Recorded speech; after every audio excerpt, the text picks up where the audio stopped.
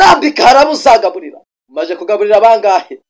Ko mbese akazi wahawe gatangiye kugutandukanya n'ubwiza bw'Imana, ko mbese gatangiye gushira amacakubiri mu bandi bantu, ko mbese gatangiye kuzana intambara mu rugo, mbese mbere utarabona akazi k'amahoro yatahaga mu rugo, mbese papa uboneye akazi kutangiye kwishira hejuru, k'abana batangiye kugutinya, k'umudamu wawe atangiye kugutinya, ako kazi nako guhesha Imana icyubahiro.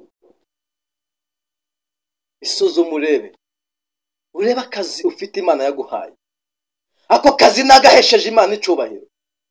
Bantu bajyaga bakubaha, ariko kukubaha nibyo bitumye ubasuzugura, kubera ko wabonye akazi wishira hejuru, ariko wibagirwa ko ari Imana yakaguhaye, wibagirwa ko intebe wicayeho ari Imana yayikwicajeho, wibagirwa ko ayo mavuta y'ubushumba ufite ari Imana yayagushizeho, utangiye gusuzugura intama Imana yaguhaye.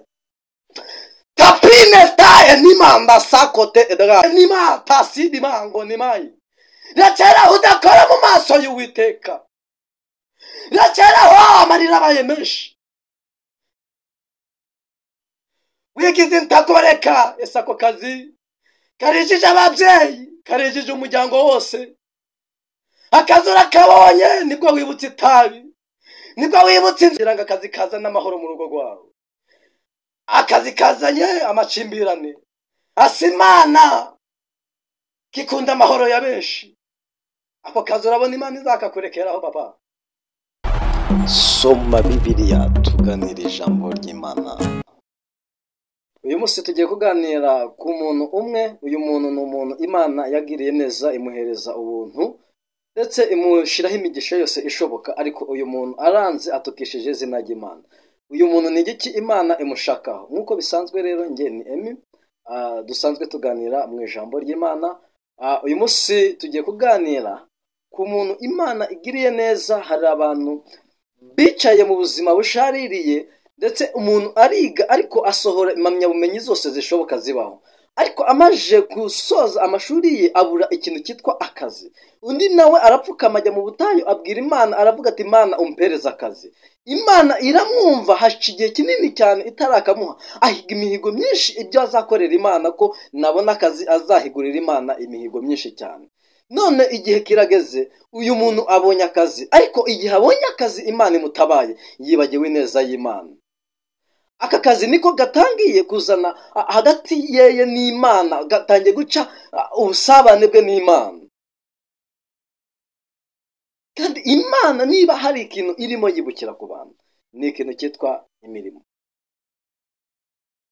Ahari wenda ubu ni wowe cyangwa se ufite mugenzi wawe yafashe igihe kinini arasenga yicaye ku musozi w'ubushomeri, ahamagara Imana ngo Imana imuhereze akazi. Imana iramwumva imuhereza akazi, ariko akazi gatangiye gutukisha izina ry'Imana. Aho kugira ngo ako kazi gaheshe izina ry'Imana icyubahiro, ariko gatangiye gutukisha izina ry'Imana icyubahiro.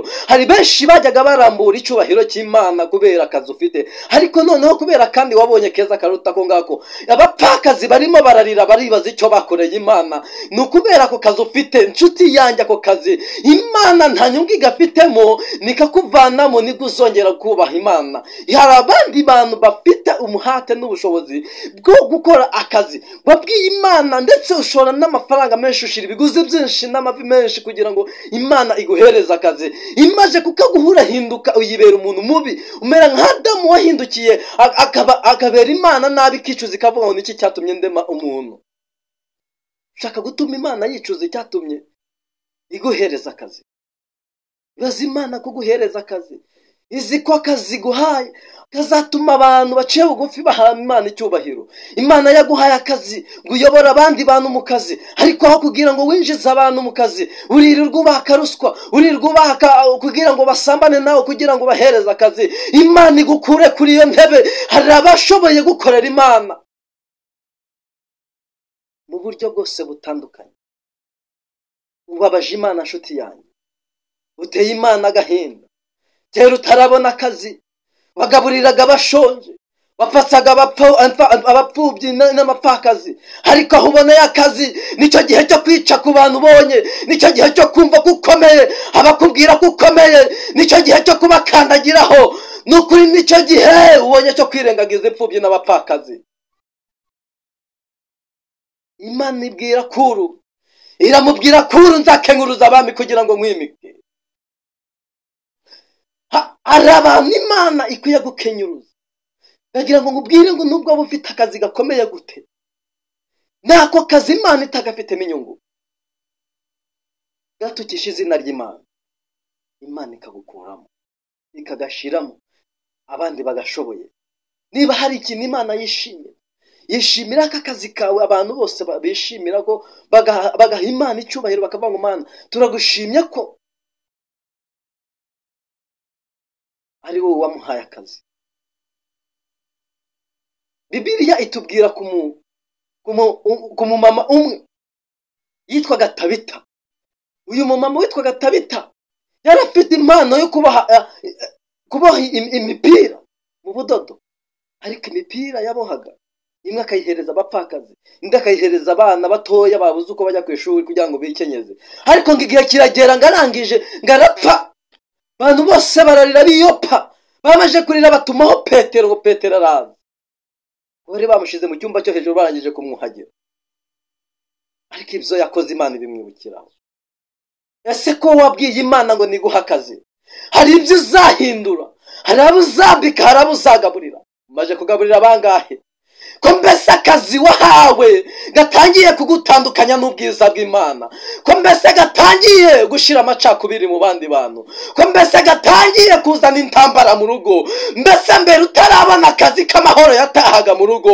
Mbese papa uboneye akazi kutangiye kwishira hejuru, k'abana batangiye kugutinya, k'umudamu watangiye kugutinya, ako kazi nako guhesha Imana icyubahiro? Isuzume urebe akazi ufite Imana yaguhaye, ako kazi nagahesheje Imana icyubahiro. Abantu bajyaga bakubaha, ariko kukubaha nibyo bitumye ubasuzugura, kubera ko wabonye akazi wishira hejuru, ariko wibagirwa ko ari Imana yakaguhaye, wibagirwa ko intebe wicayeho ari Imana yayikwicajeho, wibagirwa ko ayo mavuta y'ubushumba ufite ari Imana yayagushizeho. Utangiye gusuzugura intama Imana yaguhaye. Tapine taye nimanda sakote edrayi, amaboko y'abana b'abantu yakuzamuye bakagusengera, Imana ikakuzamura. Tangiye kubasuzugura, basenze Imana, urayibwira Mana niwangirira neza zo gukorera, zafasha imfubyi. Ariko igihe kirageze, Imana iguhaye akazi kugira ngo abapfakazi babone akandi kazi, kaba ari impamvu Imana iguteretse hejuru. Ariko uranze, urimo uravuga ngo abapfakazi, urimo urabarya utwabo, urimo urabambura n'utwo bafite. Mbese Imana ni kwambura, wowe urabigenza uti?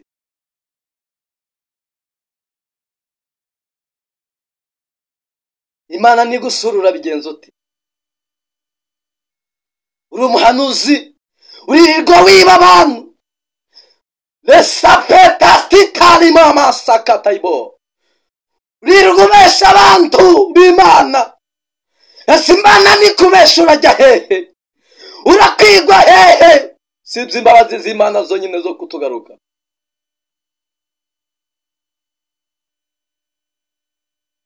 Subiza amaso inyuma, urwego rwose uriho, Imana niba akazi ufite tagafite n'inyungu, bidatinze Imana iragukenguruza ikenyeza abagashoboye.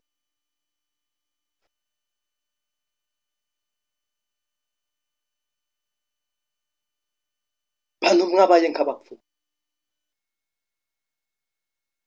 ariko Imana yacu izaza ntizaceceka, tagizakurebera nk'igisambu ngo nirangize iceceka. Imana yacu, Imana ishaka ko akazi wicayeho usubiza amaso inyuma, ukavuga ngo Mana ni njyewe wagusabye akazi, ariko narahindutse, ndakwinginze ngo ngirira ibambe. Dawidi yarasambanye, ariko abwira Imana, arayibwira ngo ndakwinginze mbere na mbere ntunkureho umwuka wawe. Arapfukama acira bugufi Imana. Utarabona akazi wubahaga Imana, ariko ndashaka ngo wubahe Imana. Wibuke ko umwanya wicayemo hari abawicayemo, wibuke ko ubuyobozi ufite hari abamanje kubwicaramo, wibuke ko intebe y'ubushumba hari abayibanjijemo, bayivuyemo bamwe baricaye abandi barapfuye, wowe urasigaye wowe uyicayemo. Girira umumaro isi kandi ugirira umumaro n'abagukurikiye. Ntutukishe izina ry'Uwiteka, ntutukishe izina ry'Imana.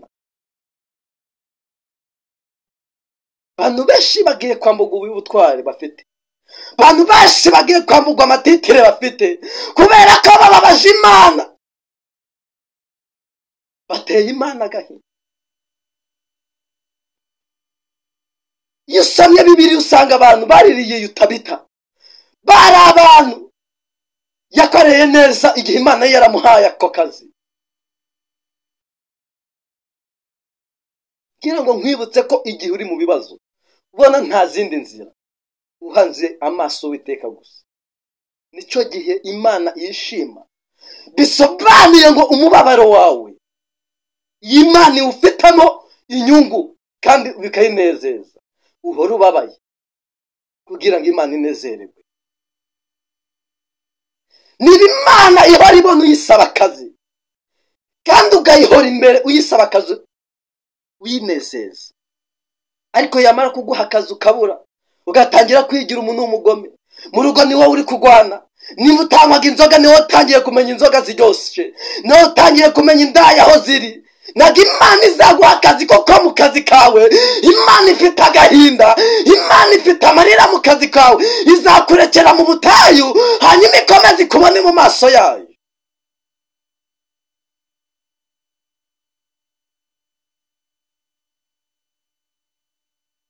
Imana yacu ni nyembabazi. Niba hari ikintu wumva Imana igucira urubanza, papa wicara utarabona akazi, waritondaga wicaranaga n'umuryango wawe mukaganira, ariko aho uboneye akazi nibwo umenya amahoteli ashushe, nibwo umenya aho indaya ziri. Papa ntabwo ugituje, mama uboneye akazi warahindutse, mushiki wanjye uboneye akazi warahindutse. Imana iragushaka ko uwo mwanya uri munezeza Imana. Rekeraho amashuri ufite ntacyo amariye Imana. Hari abafite amashuri arenza yawe bicaye barimo bahamagara Imana, babuze amahoro yo mu mutima. Ndagira ngo nkwinginge mu mwanya wose urimo, emera wubahe Imana. Ubuzima bwose urimo emera wubahe Imana. Isuzume urebe aho Imana yakuvanye. Mama, Imana yakwambukije urugendo rugari, Imana yakuvanye mu rugendo rwo guhera muri 80 ikakugeza uyu mwaka. Hari byinshi wasimbutse, hari indahiro warahiranye n'Imana, ubwo warere mu ishyamba urayibwira ko uzayikorera, ariko igihe kirageze utangiye kuyitera umugongo. Bintu bimaze kugenda neza, Imana ikubwira ko utazaba muri uru Rwanda, urambuka ujya mu mahanga, ariko ugezeyo wibagirwa amaso y'Uwiteka. Imana irashaka ngo wibuke aho yakuvanye, wibuke aho wicaye n'indu hakwicaje. Imana ishaka kutirengagiza ineza yawe. Imana ishaka ko wibuka, ukibuka, ukabwira Imana ngo ninjye ndakwinginze Mana, narateshutse, nakoze ibidahwanye n'amaso yawe ibyashima, ndakwinginze nahohoteye benshi mu kazi kanjye. Nta cyubahiro kibaho gishobora gusumba icyubahiro cy'Imana. Nushaka ube uri koloneli, nushaka ube uri majoro cyangwa minisita, nushaka ube uri umuyobozi, nushaka ube uri umushumba, wariye iby'abapfakazi, wariye amaturo, wariye ibya 10 bitari bigukwiriye, ariko Imana irashaka ngo uce bugufi, ubone ineza y'Imana, ubone kugira neza kw'Imana. Imana ikeneye kuyicira bugufi. Muririmbyi yaravuze ngo kera bayiringiraga bari mu mahoro, kandi nta n'undi mucunguzi bigeze bifuza, abantu benshi bafite kwifuza kutandukanye kubera ko ntabwo baciringiye Imana. Abantu benshi bafata imirimo n'ibitangaza by'Imana bakabiharira Satani, bahaye Satani imbaraga. Mugaruke ku gicaniro cy'Uwiteka, mwubake igicaniro cy'Uwiteka muri mwe. Hari abarozi nibagukange, itambaro unyuramo ntizigukange, ahubwo ibaze ngo ndinde mpagaze hehe. Imana yonyine niyo mucamanza wo kuri isi. Zintambara turwana ntago ari zacu, kandi ntago tuzigwanisha umubiri.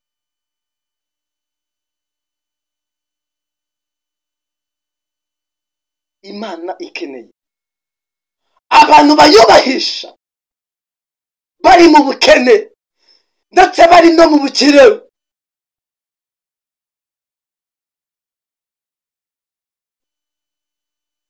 Abantu bakorera Imana bari mu muhamagaro. Imana ntigira uyikorera ngo ni umukene cyangwa ni umukire. Imana ni nyembabazi. Imana uko waba waragiye hejuru kose ukishira hejuru, Imana uko waba umeze kose irakwakira. Ubu uri umukire, ubu uri umukene, ubu uri umutunzi cyangwa ntacyo ufite, Imana irakwemera mu mahanga yose. Niwakira Imana bugufi, Imana irakubahisha, Imana izagutambutsa utatamuka. Abiringira ku Uwiteka bari bameze nk'imisozi wa Siyoni utabashwaga kunyeganyeza. Wakiringiye Uwiteka ukareba ko Uwiteka atakugirira neza. Wakiringiye Uwiteka ukareba ko atagukura muri ayo makuba. Reba indwara zirakurembeje, si uko utiringiye Uwiteka, ahubwo ubaha Uwiteka mu gihe cyose urimo. Emerera Uwiteka mugendane. Ariko wibaze ngo Uwiteka aho yagukuye intebe yakwicajeho, iyo ntebe mbese ni bangahe bari kuyiririraho? Iyo ntebe ni bangahe bayitayeho amarira? Iyo ntebe imfubyi ziyiririyeho ni zingahe? Iyo ntebe abapfakazi bayiririyeho ni bangahe? Iyo ntebe bayivishirije amaraso ni bangahe? Wubaha Uwiteka uce bugufi, ibiganza byawe byuzuye amaraso, umutima wawe wuzuye imanza zibera. Hari benshi bababaye, hari imfubyi ziri ku musozi ziri gutakamba kubera weho intebe Imana yagushizeho. Yashakaga ngo abantu bagushime, bashime Uwiteka, bayizamurire icubahiro. Ariko abantu bararize, baribaza icyo babereyeho kuri iyi si kubera wowe papa, kubera wowe mama. Tapesi enima diwinista andangosi enema. Garukira Uwiteka, ateze ibiganza kugira ngo wongere umugarukeho, kugira ngo yongere akugirire neza. Ni wowe Uwiteka ashaka, nta wundi Uwiteka ashaka. Imbabazi ze zaje kuri twebwe, ubuntu bw'Uwiteka bwaje kuri wowe. Ariko wihunga ubuntu bw'Imana, wihunga imbabazi z'Uwiteka. Iyo ntebe wicayeho ni Uwiteka wayikwicajeho. Mugabo umw'Imana yaramubwiye, nzakenyuruza abami kugira ngo mbwicaze ku ntebe abana b'abantu batakwicazaho. Ubaho Uwiteka, Uwiteka umuhereza umwanya, Uwiteka kugenderera kugirira neza. Umwanya wose waba uriho, akazi kose waba ukora, ukeneye Imana. Abantu bose bakoze nk'ako kazi kawe, bamwe baragambaniwe, abandi barapfa, abandi baragwaye bari mu bitaro, ariko wowe ukariho. Ariko ibaze ni bangahe bari guha Imana icubahiro kubw'akazi kawe? Ese akazi wicayeho kari guhesha Imana icubahiro? Mbese kari kubaka sosiyete y'Uwiteka? Emerera Uwiteka uce bugufi, ubwira Uwiteka utakaze imbiho, ni wowe wakama. Kuko uwaguhaye akazi ni Imana yamukoresheje. Imana igiye kongera kumukoresha kwambura ubwo bubasha. Imana yongera imukoreshe, ahesha abandi ubushobozi bari mu butware bw'Imana. Handa hari abasore basenze bubaha Uwiteka mu gihe cy'ubukene ndetse no mu gihe cy'ubukire. Handa hari abana b'abakobwa, handa hari abakecuru bubasha Uwiteka. Urajya Imana ni kwambura ubutware. Sawuli yavuye ku ngoma, Dawidi yima, ariko Sawuli atabimenye ko Imana yamuvanye ku bwami. Nawe Imana izakuvana ku bwami bwawe utazi uburyo kuvanyeho. Hari abari kurira bashaka ako kazi, mwibutaka ako kazi wasengeye. Hari abandi bakurusha gusenga bagera mu maso y'Uwiteka. Ni mu Imana yakugiriye kugira ngo ube wicaye kuri ako kazi. Imana ishaka kuhindura stati yawe, abantu bakamenya neza, bakamenya ko aho wicaye ari Imana yahagushize. Ndetse abandi bakaza muri cyubahiro bakavuga ngo Mana turagushimye. Yabaye igihugu cyacu cyari gifite abantu benshi. Nibyo koko warahemukiwe, ariko guhemukirwa ntago byakubuza gukomeza umuhamagara Imana yaguhamagaye. Eko Uwiteka wongera kugirira neza. Aho ucire bugufi Imana, uri muri Canada ucire bugufi Imana, ubwira Imana, ibwira ati Imana nuri indege ndi ku isezerano ryawe, ariko mageze mu isezerano nagusezeranyije ntago naryubahirije. Uyisaba imbabazi. Bwira Imana ati Imana nuri indege nje hano muri Amerika, ariko ibyo nagusezeranyije ntago nabikoze. Saba Imana imbabazi, Imana irongere kugirira ibambe. Ubwira Imana ati Imana navuye mu Burundi, usezeranyije kugukorera, ariko ntago ndi kugukorera. Usaba Imana imbabazi, umutima wawe uwegereza Imana. Imana irongere kugerire neza, Imana irongere kugarukeho, abakwanze barongera bagukunda. Akagambane kaba kari ku buzima bwawe kose, Imana iraza kugabana. Papa, ibuka neza kuno wajyaga wicara mu rugo rwawe ukaganira n'umuryango wawe, ariko aho uboneye akazi byaranze. Urabona amahoro aho kugira ngo akazi kazane amahoro mu rugo rwawe, akazi kazanye amacimbirane. Asimana kikunda amahoro ya benshi, ako kazi urabona Imana izakakurekeraho. Papa, mama, aho waboneye akazi warananiranye, mugabo waramunaniye, bana bawe babaye ibirara, baricara bakarira ngo mama. Ese mama, urabona Imana izihanganira amarira y'abo bana? Musore, aho waboneye akazi wigize ntakoreka, ese ako kazi karijije ababyeyi, karijije umuryango wose. Akazi urakabonye, nibwo wibutse itabi, nibwo wibutse inzoga zigezweho. Ese musore, ako kazi Imana iragashaka. Garukira Imana. Imana yakuvanye mu buzima bukomeye bwari bushaririye, igushira ku bundi buzima kugira ngo ugende ubwira abandi basore bagenzi bawe neza y'Imana, ugende ubwira abandi bakobwa bagenzi bawe neza y'Imana, ugende ubwira abandi bapapa neza y'Imana. Ariko uradamaraye, dushaka kubumbura akanwa kawe, dushaka kuvuga imirimo n'ibitangaza by'Imana, ahubwo urimo uratukisha izina ry'Uwiteka. Garukiraho, ryama, usinzira witekerezeho, wibuka ibyo Imana yagusimbukije, wibuka imva Imana yagusimbukije, wibuka inzobe Imana yagusimbukije. Nurangiza ugarukira Uwiteka, Imana iraza kukugirira ibambe, Imana iraza kukubabarira. Yaremeye itanga umwana wayo kugira ngo atumenera amaraso. Isubireho, ubwira Imana umutima wanjye wari waragiye kure. Ubwira Imana atakazi kari karanandukanyeje nawe Imana, ariko ndakwinginze ku bwa none umbabarire. Indege wuriye ugenda, Imana yakongera ikayikuriza ikugaruza aho ubuzima waciyemo, intebe wari wicaye yo mubabaro. Ndakwibutsa ko hari abandi bayicayeho, kandi ukomeje usuzuguza Imana mu mwanya wicayemo. Hari abandi Imana yafata igashira kuri uwo mwanya wicayeho, kandi bashoboye kushima. Mwibutsa ko umwanya wose wicayemo urimo, nubwo wumva ukuremereye ukumva ubuzima burashaririye, ariko hari uwifuza kwicara aho wicaye, yagurakira amafaranga makeya, ariko ubuzima ubayeho hari undi wifuza. Urarya rimwe ku munsi nibyo, ariko hari n'uwabuze uko arya. Urarya gatatu ku munsi ukumva ntago birimo, ariko hari n'uri kurya kabiri ushaka kurya gatatu. Mwibutse ngo hari n'uri mu muhanda uri kuvuga ngo Mana yabaye wanyicaga, byonyine bikarangira. Ariko nawe uri kuvuga ngo yabaye wanyicaga.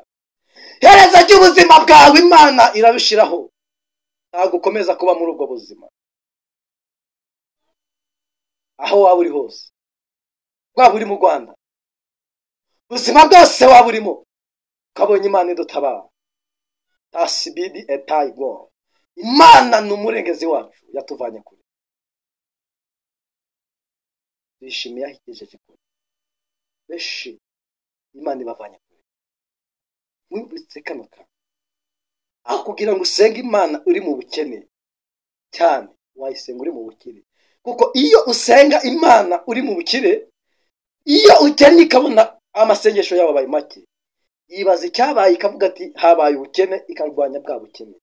Ariko Imana yikubona mu gihe cy'ubukene uri gusenga cyane, yagutabara ukabura, yanga byakunda iguhoza mu bihe by'ubukene kugira ngo ikubone imbere, kuko inyungu zifite mu gihe cy'ubukene bwawe. Soza ndagira ngo ngubwire ngo wibuka Imana aho yakuvanye, wibuka umwanya yagushizeho, wibuka abantu mwajyanye mu butumwa bwo hanze barapfuye, wowe urasigara. Ariko nshaka ngo ubwire kenshi abantu umwanya uriho wose ubahisha Imana. Ubwire Imana ati Imana, nari narigize umuntu ukomeye, ariko hakomeye wowe bampaye kano kazi. Umwanya wose uriho kugira ngo nkwibutse ngo umwanya wose uriho hari abakubanjirije. Ushaka kuba uri umuyobozi ukomeye cyane, uwaguhaye akazi ugukorera arahari, kandi ugukuriye n'Imana imukoresha. Ejo Imana yamukoresha akagira iki? Akababa. Hanyuma akinjiza undi ufite wasenze, ufite Imana muri we. Ibaze ko ushobora kuba uri umuyobozi ukomeye ukarya iby'imfubyi ndetse n'abapfakazi. Wowe urya iby'imfubyi ndetse n'abapfakazi, nditaye ku bubasha urimo ngo karabiye imbere yanjye, wowe Imana yagusezereye. Ako kazi ufite gatumye udaca bugufi. Izo ruswa uriye bitasti talamo enema, nta rwandiko rwo kugusenda, ahubwo ruswa wariye. Ibyo wakoze byose, abapfubyi wariye, abapfakazi wariye, amarira ari ku musozi kuko wabaye umuyobozi, amarira ari ku musozi kuko wabaye umushumba, amarira ari ku musozi kuko wabaye pastor. Urwo ni rwo rwandiko rugusenze mu kazi. Petista atale bonesta angonimai. Hari abana basenze Imana bari mu mashamba bameze nk'atabi. Itekerezeho, hanyuma akadusenga Imana. Ariko bwira Imana ati Imana, ndakwingiza nciye bugufi, uce bugufi, upfukame mu cyumba cyawe. Ubwira Imana ati Imana, nguciriye bugufi kuko nishize hejuru kubw'akazi nabonye. Niba wajyaga ufite akazi ukaba wakagaruswa kugira ngo winjize abantu bababaye, niba umuntu aje gushaka akazi arashonje, akeneye kubaho kugira ngo ashime Imana kuko yariye. Niba wakagaruswa, hari abo mbona bakanaruswa, bashaka n'ababyeyi bakababwira kugira ngo ubone akazi keretse nituryamana. Rekeraho, rekeraho wa mugabo we, rekeraho, rekeraho udakora mu maso y'Uwiteka. Pitati enima tasidi mango nimayi. Rekeraho udakora mu maso y'Uwiteka. Rekeraho amarira abaye menshi.